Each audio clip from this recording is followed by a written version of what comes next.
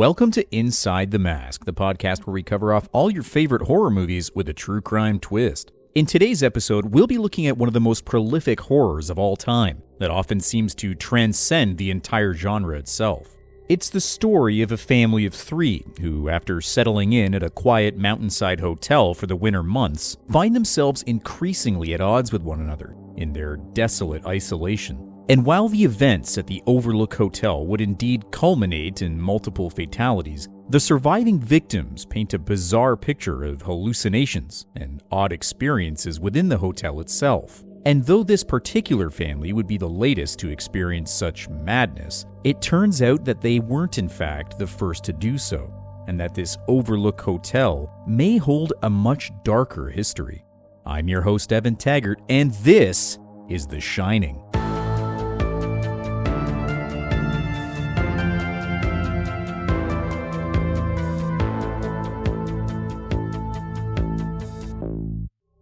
It's nearly winter in the Colorado Rocky Mountains in 1978, and preparations are being made for the annual closure of the prolific Overlook Hotel for the winter season. Now, the hotel itself, a sprawling mountainside property complete with its own labyrinth-style hedge maze, was typically home to dozens of staff during its peak seasons, where it would often draw record attendees taken in by the famously scenic views. But in the months of November and beyond, the surrounding area would often weather snowfalls that were so severe that simple travel up to the mountainside resort was deemed nearly impossible. And as such, keeping the hotel open during the season was just simply not a cost-effective measure. Now, extensive records as well as accounting paperwork indicating payment histories revealed that management at the Overlook Hotel, led by General Manager Stuart Ullman, would routinely hire on a caretaker for these winter months in order to ensure regular upkeep of the hotel itself and readiness in time for the reopening in the spring season. Now, it's important to note here that this also included regular maintenance and operation of a boiler in the basement of the hotel that was used to heat different parts of the building to ensure minimal damage from the harsh winter elements, a seemingly menial task that may have actually played a larger part in the violent events to follow. Now, this particular season, the task would fall to a newly employed Jack Torrance, who hotel records show was hired on as the new caretaker as of October 30th, 1978. Now, Jack had previously held a career as an elementary school teacher, though an investigation into his own sordid past reveals a potentially darker side here. Now, police records indicate that after an altercation with a student at the school, one that reportedly may have become physical, Jack was suspended from his position indefinitely. Now, additionally, and quite disturbing, this pattern of alleged abuse may have also continued into his own personal life.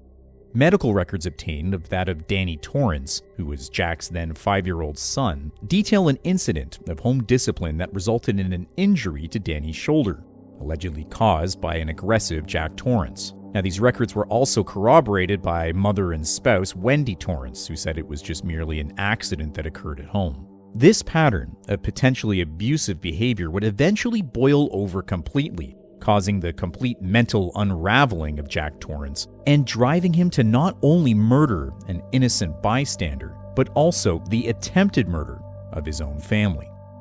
When authorities and first responders attend the Overlook Hotel to investigate these reported crimes, it had been a period of nearly 2 months that the Torrance family had been living there in complete and total isolation. Police reports and crime scene photographs detail extensive snowfall in the area, causing waist-high snowdrifts and nearly 10-foot pileups in certain places, making traversing the terrain extremely challenging. Now, this also made recovery of the victims at the scene difficult for both police and coroner teams, but as authorities secure the scene and begin evidence recovery, they account for a total of 2 bodies on the grounds. One of these bodies is a victim of murder, while the other happens to be none other than the murderer himself, both of which we'll discuss in more detail shortly.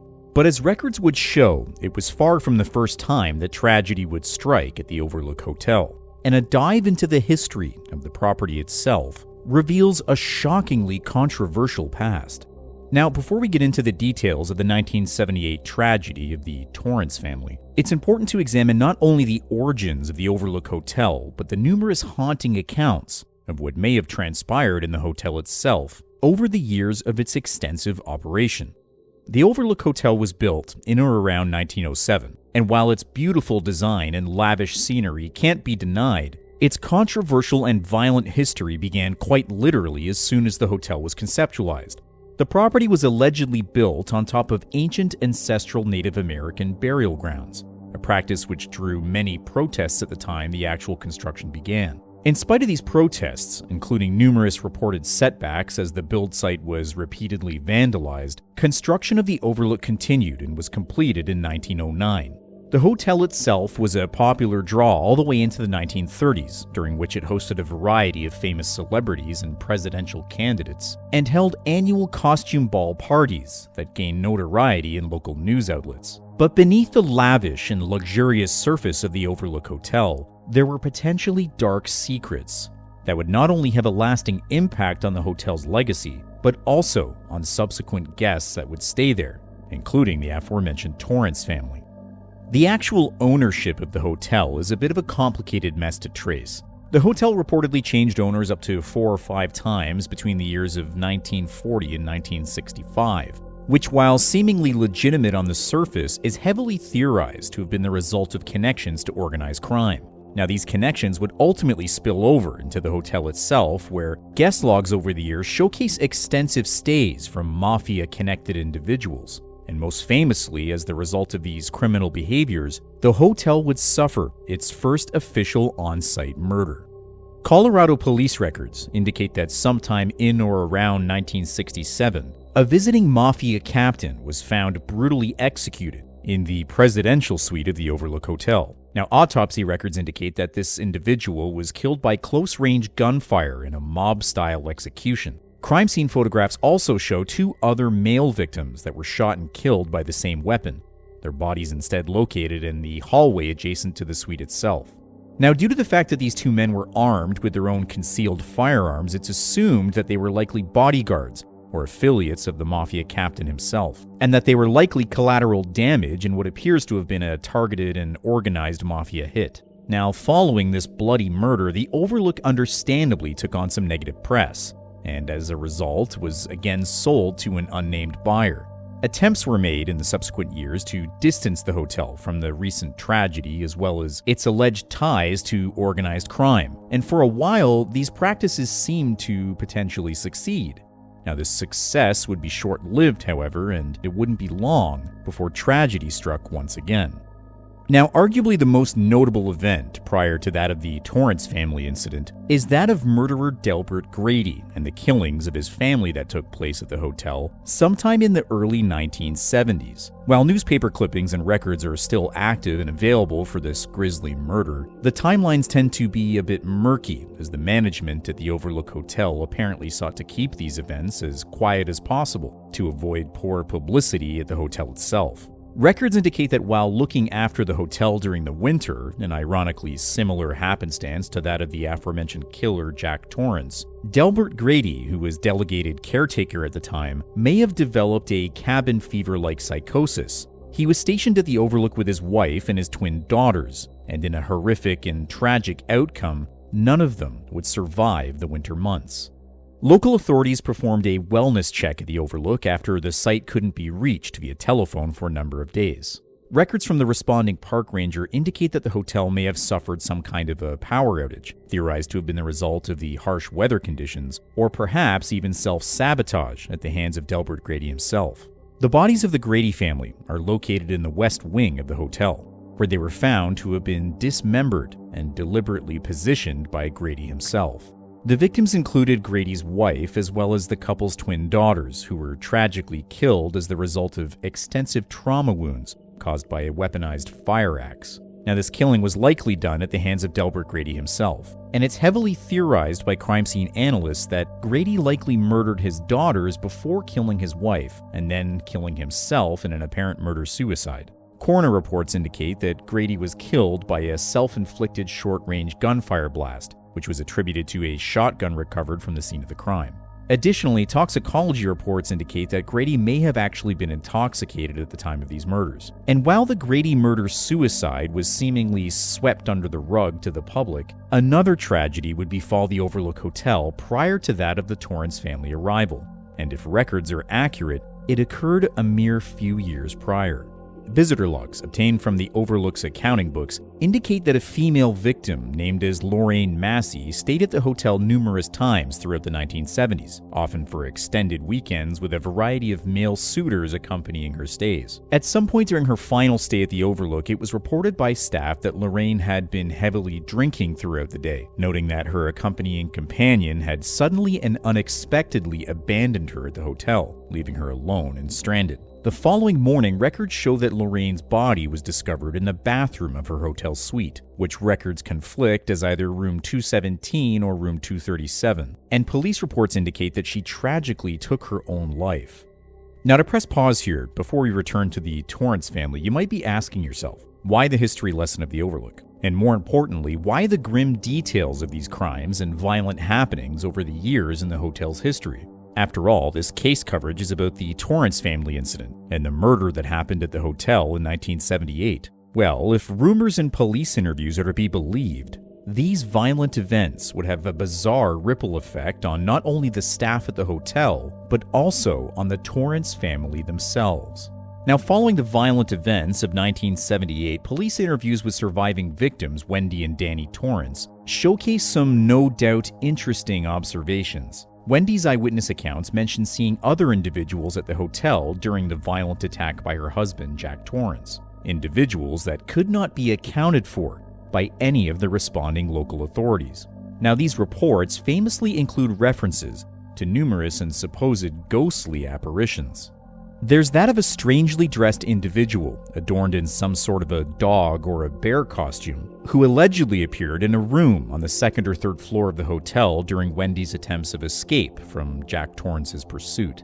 Wendy states that while these persons didn't actually interact with her, she sighted them from an open door to a nearby suite, although she couldn't confirm which room it actually was. Additionally, Wendy reports that she had a brief interaction with another individual, a male dressed in formal attire, who seemingly was suffering from some kind of a trauma wound to his skull. Of course, no records could be corroborated to support any of these claims, but photographic evidence does indicate that at some time in 1945 there was a costume ball at the Overlook Hotel, and a male guest matching the description of this dog-costumed individual was actually present at this event. Now, one might argue that the connective tissues from Wendy's observations to the past Overlook tragedies is kind of spotty at best. It's quite possible that in her elevated stress, or in another theory that we're going to cover shortly, she may have actually experienced hallucinations based on stories she had heard and maybe pictures that she'd seen leading up to her own stay at the Overlook Hotel. However, more famously, the testimony provided by the young Danny Torrance would prove even more chilling, offering another connection to pre-existing events that would prove highly improbable for a child of his age to have known beforehand.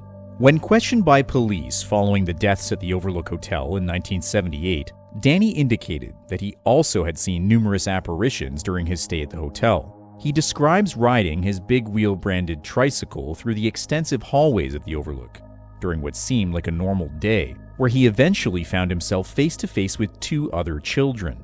Now, these kids, seemingly twin sisters of a similar age to Danny, insisted that he come play with them. No records of these guests exist, but this interaction seems to have taken place in the west wing of the Overlook, the same location that the Grady family was famously murdered in the years prior. And based on Danny's descriptions of these children, they were allegedly dressed in the same attire that was matching crime scene photographs of the Grady twins recovered years earlier. Now, these were photographs that Danny would have had no pre-existing knowledge of, and he definitely hadn't seen leading up to these events, which does raise some pretty interesting questions as to the implications of seeing these visions at the hotel. Now, in addition to this no doubt haunting interaction, Danny Torrance also reports an altercation with another individual at the hotel, who also couldn't be located by responding police. And this time it was apparently an elderly woman. Danny's statement indicates that while exploring the hotel, he finds himself in one of the rooms on the second floor, where, in the bathroom of the suite specifically, he is violently attacked by this elderly woman who proceeds to assault him by choking him at the neck. Now, while this perpetrator couldn't actually be located, as we've established, or identified, it is important to note that Danny Torrance was examined by medical practitioners who found bruises and lesions on his neck that were consistent with some sort of assault. Now, investigators instead tend to attribute these wounds as having been the result of an assault, by none other than Jack Torrance, Danny's notably abusive father, who at this point was already well into his assault and attempted murder of his own family. And while police are unable to obtain any sort of description of this assailant, the youngster was no doubt in a state of heightened distress at the time, they do manage to shed some light on which room Danny was visiting at the time. And that room was either 217 or 237, the same room that Lorraine Massey took her own life in the bathroom only a few years prior. The witness statements of Wendy and Danny Torrance have raised all sorts of theories, ranging from supernatural in origin to simply trauma-induced hysteria. However, there's another popular theory that lends itself to something far more practical and may in fact explain at least some of the visions that both victims experienced during their stay at the Overlook Hotel, and might also shed some light as to the rapid mental decline of murderer Jack Torrance. It's well documented that the Overlook operated on a very dated heating system, specifically sourced by a boiler that had to undergo regular maintenance and upkeep to keep from malfunctioning. Now, this boiler was allegedly a major point of contention for prior caretakers of the hotel itself, as it would routinely present malfunctions and problematic behaviors. Experts tend to agree that this boiler may have actually been the ultimate culprit for the alleged visions at the Overlook Hotel, as well as potentially the violent behaviors exhibited by both Jack Torrance and prior murderer Delbert Grady. It's possible that due to the dated manufacturing of this boiler in question, toxic fumes may have unknowingly been circulating the ventilation system of the Overlook Hotel. Now, this would have included during the regular peak traffic seasons, but more interestingly, it would have been more prominently being circulated during the colder winter seasons, namely the same months in which both of the violent murders had taken place. This may have resulted in the regular consumption of said fumes by both members of the Grady family and of the Torrance family, which analysts and medical experts suggest may have actually contributed to the altered behaviors and supposed visions of the parties in question. Specifically, both Wendy and Danny Torrance may have actually had hallucinations based on articles or stories and pictures they'd previously heard or seen about the Overlook Hotel itself, which manifested as optical illusions as they ingested these fumes over the course of their stay in 1978. And tragically, this may have also contributed to Jack Torrance's own mental decline, culminating in the murder of Richard Halloran, as well as Jack's own death in the winter of 1978. Now, going back to the Torrance family tragedy, witness statements from survivor Wendy Torrance indicate that at some point during the evening of Richard Halloran's murder, Jack Torrance began to suffer from what can be described as a manic psychosis. Wendy told police that Jack had experienced a gradual decline over the winter season, showcasing aggressive behavior to both herself and their son Danny. In fact, Wendy implicated Jack Torrance in the aforementioned assault on their son, corroborated by photographic evidence taken by responding police showcasing the extensive bruising on Danny Torrance's neck. Wendy's statement indicates that she had an altercation with Jack Torrance in one of the mainstay rooms of the hotel where he would often retire to write, and that during a heated argument, Jack became physically aggressive. Wendy ultimately subdued Jack using a baseball bat as a weapon, but later in the evening, as she attempted to flee the hotel with her son Danny, Jack would return, brandishing a fire axe that he would use to violently pursue and attack his fleeing family. While Wendy was able to survive, miraculously locking herself in a bathroom in one of the hotel rooms, and Danny Torrance was able to successfully escape to the grounds outside, Overlook head chef and employee Richard Halloran was not so lucky. For reasons unknown to police, Halloran returned to the Overlook Hotel during one of the worst storms on record. Police dispatch did record a phone call from Halloran, indicating that he was trying to reach the Torrance family at the hotel and citing concerns about their well-being. Purchase records and flight information revealed that Halloran had traveled all the way from Miami, Florida to Denver, Colorado, presumably to check in on the Torrance family. It's theorized and quite possible that this might have actually been motivated from Halloran's own prior experiences with the Grady family, but ultimately it can't really be confirmed as Halloran acted independently in these efforts. In either case, Richard Halloran's body was discovered by authorities in the lobby of the hotel. He was killed by a single deep penetrative wound to his torso, which autopsy reveals resulted in extensive internal bleeding. It's heavily suggested that Halloran was murdered with the same axe that Jack Torrance used in his pursuit of his family that very same night, and likely was killed by Jack Torrance himself. Now, the body of Jack Torrance was found frozen and partially submerged in snow, specifically in the labyrinth-like hedge maze outside the Overlook Hotel grounds. Now, it's unclear how Jack ended up here, but it's heavily theorized that in his pursuit to murder his son Danny, he followed the young child outside and became lost in the subsequent blizzard and also in the labyrinth itself, where he likely froze to death overnight.